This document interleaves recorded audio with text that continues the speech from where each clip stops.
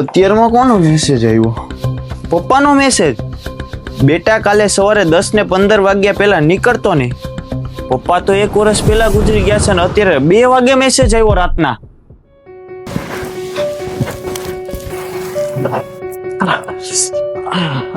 ઘરે રહેતા બીક લાગે છે યાર.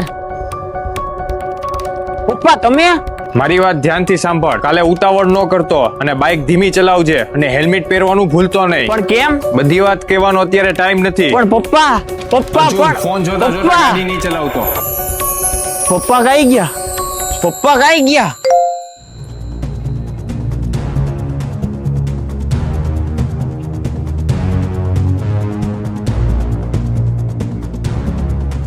અરે યાર આ વિડિયો કેમ બંધ થઈ ગયો? આ રેકોર્ડિંગ કોને કર્યું હશે?